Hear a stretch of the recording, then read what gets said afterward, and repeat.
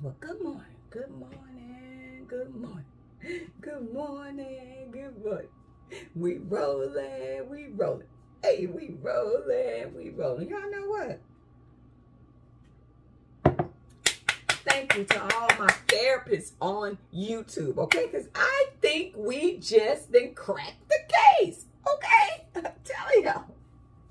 So, for the people that don't know what the hell I'm talking about, I'm talking about a video yesterday. And I ain't finna go into all the details. So if you want to get caught up on today, you got to go back yourself and look at yesterday. And then to know really what's going on, you got to go back and look at the day before. Okay? You got to. So, my sister. Thank you, sister girl. Tell Corey I said hi. Y'all over there together and everything. My sister, tell Corey I said hi. I'm looking at the comments, sis. And I think you're right. So my sister was saying she gave an A and a B. She said, maybe. Now, sister, I don't want to mess your words up, but let me try to get it right. I'm having my coffee, and I just looked at the shit, and I already don't remember verbatim what you said. But anyway, A was like something, maybe he wasn't secure enough to date you. B, he was married. Oh, sister. You know what, sister? I was laying in that bed, and I was thinking. I was in the bed, and I was thinking. That man gave me a tour of the house on video.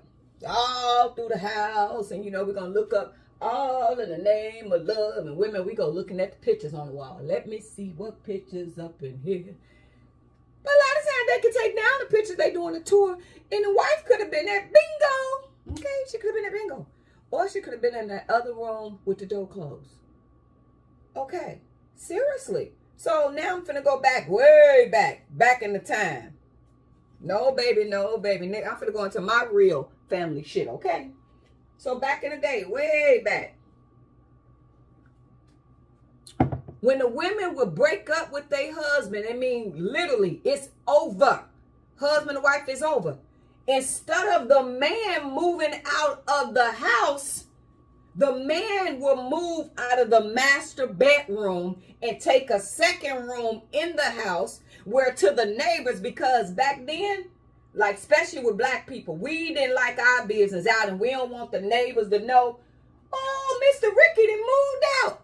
Him and Ella ain't together no more. They done moved out. No, that's not how it went. They don't divorce. They stay together, and then the woman be like, shit, you could go get you a motherfucking girlfriend, but don't fuck with the money. You know what I'm saying? A lot of them tell you, a lot of the women, especially black women, you can go get you a girlfriend, but don't fuck with the money. Okay, you got to go get a girlfriend. You got to find a girlfriend on a budget. Then a lot of time back in the day, the men will go get the tavern women where they just like to drink. Okay, they like to drink. They like you to take them to churches to feed their kids. And then back then, way back then, I don't think Aldi's was back then. I don't think Aldi's, but they had, you know, I'm from Illinois, so they had Jewels and all this stuff way back in the day. But they'll go get an affordable woman for the money, so they can't go into the big account because the wife, even though they, so basically in front of our eyes, they together. But when they walk in that house, he got his room, she got her room. And they tell them kids, don't tell nobody our motherfucking business. And when the kids come in, don't have y'all friends in here snooping and looking around. Ain't none of their goddamn business. So the wives would definitely break up with the husband. The husband would break up with the wife, but they would still live under the same roof. And to the public would never know. And the wife thing clicked out. She really disconnected. It's disconnected. It's disconnected. And for real shit, like back in the days, the way they used to give women hysterectomies, they was fucking them up, for real. The way they was doing it was because, you know, like nowadays you can hear a woman speak of a hysterectomy and it does not take away her desires, her woman desires. But way back in the day, the way they was doing it, almost like they was putting them to something, just snatching it out. And the ladies with that is like, they didn't have the desire at all at all. So they'll kind of sit down with their husband, tell their husband that we can't do this no more. That part of me is over. So to be honest, the wives was allowing their husbands to get in relationships, but don't mess with the money. No, she didn't want the money messed with. She didn't mess with the money. So nowadays, and we're going to this generation. A lot of this same stuff is happening. Whether women is married to their husband, but they mentally and physically disconnected, and instead of her leaving, him leaving, and they going doing all this. No, we gonna live in the same household, and we gonna walk around up in here with some peace. So how the man is able to do have a little extra. Y'all know I can't fucking talk. I'm country. Extra money. They'll go get a second major credit card where missus don't know about it. And they gonna tell the people, don't send no letters to the home. I want paperless billing. Send my bills to the email. That's how you get your bills. So guess what? Missus don't know. Mr. got a $50,000 credit card that he ain't tell you about. And the new lady that's in his life, that's how he's able to do nicer things for her. Y'all feel me? For her. And ain't already told to make no send no statements to my house. Don't you send no statements to my house. Don't you do it. Wife never know. Mr. got a second credit card. That's how they doing it. Thank y'all. I woke up today to these comments and y'all done woke up my mind. I say, ain't this about a dip? Yeah, it's about a dip. They found ways to do it. So, yeah, thank you, sister. Girl, you woke me all the way the hell up. I woke up with that bonnet on. Like, what the fuck? I think my sister's right. So I'm telling y'all is the best therapist that I ever had. The last therapist that I had. Do you know that motherfucker fell asleep on me? And when he fell asleep, I got up and walked over there. Because you know they be writing. They be over here writing while you talking. I got up and walked and looked. And I ain't lying. Just like Tiffany hindered in that last fucking meeting. Somebody walked up on her and she was acting like she be writing something. That motherfucker was doodling. The therapist was doodling like he writing something. And then I did this. What? Everything okay? I said, yeah, you was asleep. Oh, we can finish up. I said, no, you need to go ahead and go home and take a nap. And yes, when I said go ahead and go home, where I live, therapists come to my house. One of them. The therapist come to the house. He come to the house. And for the record, I know y'all be like, do you walk around like that in front of the therapist? No, I do not. I got common sense. Now, I would probably wear this dress outside, but if I'm doing one-on-one therapy with a man, and furthermore, when I was having therapy, my husband was upstairs. I was married at this time. But anyway, I would dress appropriately. I put on big old shorts, a big old t-shirt, and I remember I was telling him that, that sometimes my husband get jealous of me dressing sexy. That old-ass therapist woke up. He said, you call that sexy? That's not sexy. I said, no. I dress one way in front of you. And when I hit that door, I'm a whole nother person. I said, if you ran into me in the grocery store, I'm somebody else. I'm lit. He said, oh, okay. You know, he's an older therapist. So, yeah, hands shaking and shit. So, I wonder if that therapist is still with us or he went on. Because one time I talked to him, he had a big Band-Aid. I said, what's going on with the Band-Aid? Oh, it's just cancers. And that was a long, long time ago. He's probably not even with us anymore because he was real old. He was coming over here, the jokester. So, we sitting there talking, and I vented to him, to my therapist, that my husband messed around, right? So my husband upstairs, y'all. This man gonna say, is he still out cheating? I said, Dr. Livermore, you better shut the fuck up and quit talking about that man before he come down here and whoop your ass. He's like, what are you talking about? This is your therapy session. This is your private therapy. How dare he? I said, but this is this man in my house. You better realize where the hell you at. This ain't your office building and security's here. You in this man's house and you sitting up here want to keep engaging me with a conversation. If he come down here and get on your ass, I ain't got nothing to do with that. And then when they call the police, did you see your husband whoop and slap that doctor? I don't even know what I saw. I just heard something. When I turned around, the doctor was on the floor. I ain't see nothing. Cause you think I'ma tell on them? Hell no. You done baited your own ass in the ass whooping. I said, so let me tell you something. I know your coaches and our coaches might be different. You in a black man's house. Watch your fucking mouth. And stop baiting me to talk about this man. And you know the fuck he upset. I'm going to dog his ass out next week when he at work when you come. But don't you fucking sit there and do that with him in the house. Is you crazy? Because he don't whoop my ass. But you definitely will be on the list to get your ass whooped. Because I'll be like, shit, that was on him. Told you not to say nothing about him. So, that's true story. That part, this therapy, the therapy being in my house, now that's some true shit. I know I tell a lot of fairy tales and do story time, but now the stuff that I'm talking about today, Saturday, this real shit. Real. So, y'all made me think. This is the best therapist. Y'all are the best therapists I've ever had. Y'all are like multiple therapists with great answers and solutions, okay? And some of y'all are a couple bad therapists. Y'all might tell me some bad shit, and I'm like, I can't listen to you. I can't listen to you. Da. You better lay low. I can't do that. So, it's coffee good. I'm going to leave y'all with one last thing to stew on. And I'm talking about when you go into the black people home and the privacy and the secrets that we keep, okay?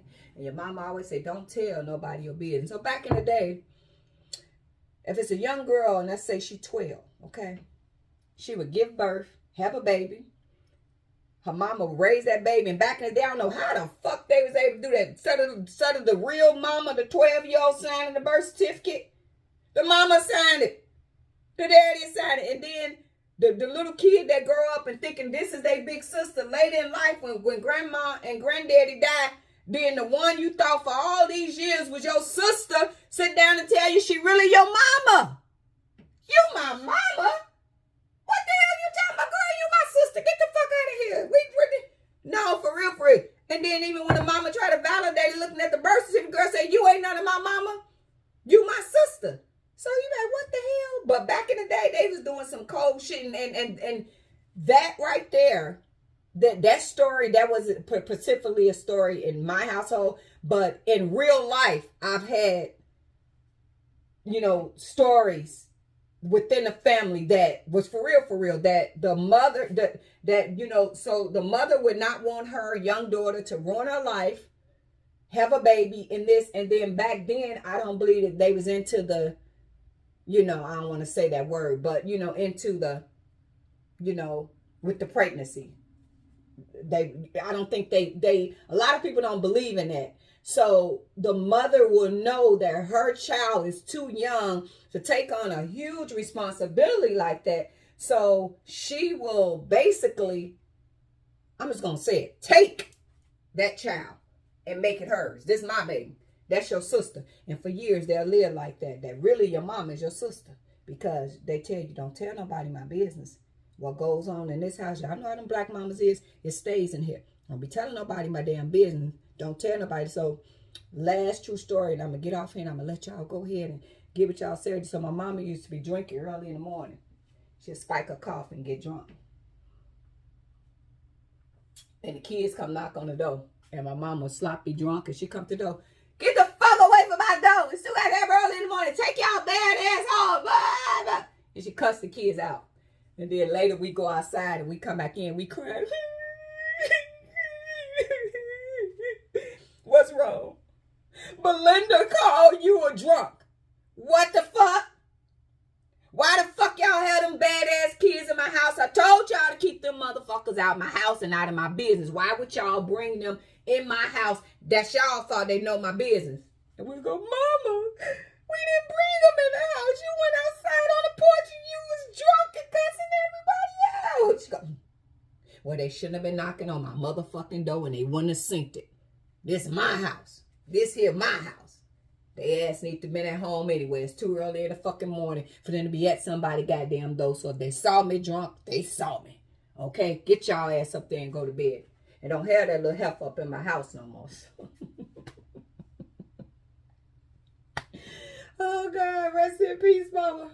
But yes, that's how it was. Like we wasn't allowed to you know what I mean, to speak about a lot of stuff like that. We had that privacy within the family. You couldn't tell nothing. You couldn't tell nobody nothing that's going on in this household. So the case has been solved, and we're gonna put it to bed. Okay, we're gonna put that in the bed and put a blanket and a pillow, and we just gonna wrap that up. But anyway, on a real note, I appreciate you guys being here. And for real, like now, the stories I'm talking about is true stories. But you know, I for the people that don't know, I'm gonna be honest. I like to make people laugh. And even though I can tell a true story, I do it in an animated way. So sometimes I can turn a painful situation into a laugh. So I deliberately do that. Yes, I deliberately, when I tell my stories, I animate them and, you know, turn them into laughter. To be honest, like a lot of my people in my family, we kind of like that. So we telling a story and we get into full character of these stories that we telling, and we make the faces and everything. So that's deliberate. That's deliberate, you know. So to sit up here and tell a story and just be, yeah, and something happened, and then this, and then that, is like, there's no feeling in that. You know, I like to really get into full character and tell these stories and different stuff like that. So, and then somebody say, so people always assume everybody wants some attention. Everybody wants. So, it's whatever. Whatever you want to think or whatever, but this is the way I dress for real. This is my true dressing. I'm not putting this on to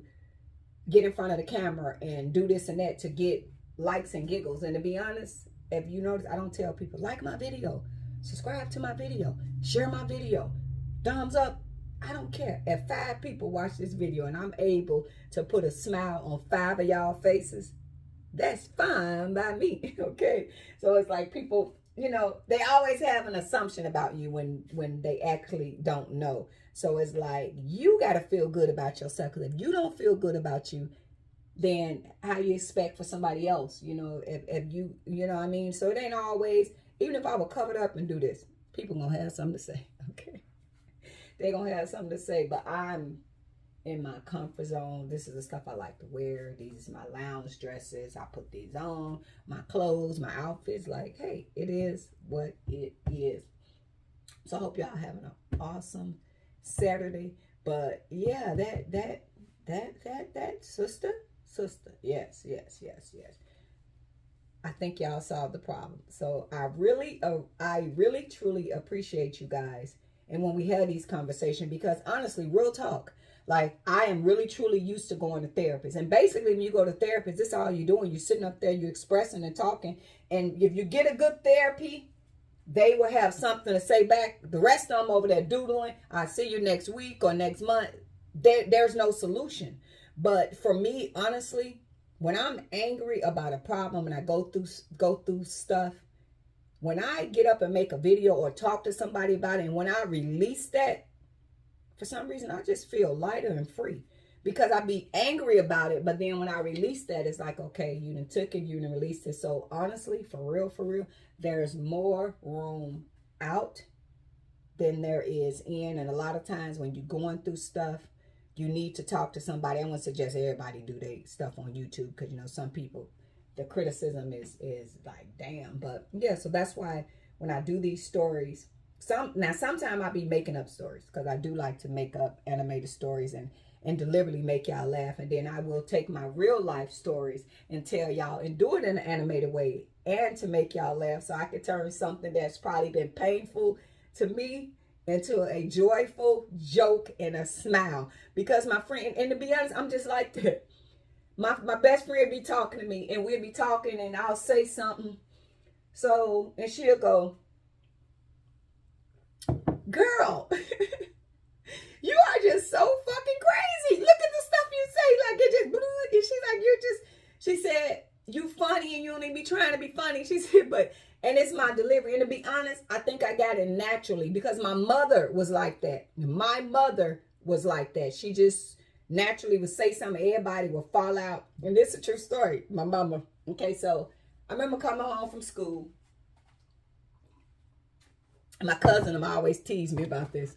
And I'm probably about 5 years old. And I got my school pictures. And I'm like, hey, Mama, I don't like these pictures. They ugly. They ugly. My mama said, let me see, baby. My mama looked at the picture. She looked at me. My mama looked at the picture. She looked at me. She said, baby, don't be mad at the camera. The camera just took what it saw. So right to this day, my cousin them tease me about this damn picture. So in my adult mind, I'm trying to process that. And I'm like, I think my mama was telling me I was ugly without saying it. I think she said it. Don't be mad at the camera. The camera just took what it saw. And I was crying, telling Mama I looked so ugly. And she said, don't be mad at the camera, baby. The camera took what it saw. And I'm like, what the fuck? So when y'all see my mouth and I do this, I honestly got it naturally because my mama would deliver a hella fine message that will punch you in your fucking gut. And it will have you like, did she just say that? So it's like, yeah. So sometimes they just come out like that. And then when they be able, if my family would be telling a story and they ask me a story and I'm telling the story and they'll be falling out laughing. They say, girl. And I said, I'm telling the truth. And they say, you're so damn silly. I said, but it's the truth. It's the truth. What? How do you want me to say it? You know, so to take something that's painful and find a way to deliver it in a comical way is just, it makes everybody laugh. So with that, you guys have an awesome Saturday. And thank you guys. I wake up and I read these comments and y'all, I like your little stories. I like your little stories. I like your channel. I like the, you know what I mean? So when people wonder why I continue to do it, because my therapists on YouTube like the fact that I'm in YouTube therapy, okay? I'm in YouTube therapy, so they like it. So the people that ain't a part of the YouTube therapy train, I don't know, just stop coming into a therapy session, okay? All right? Toodles.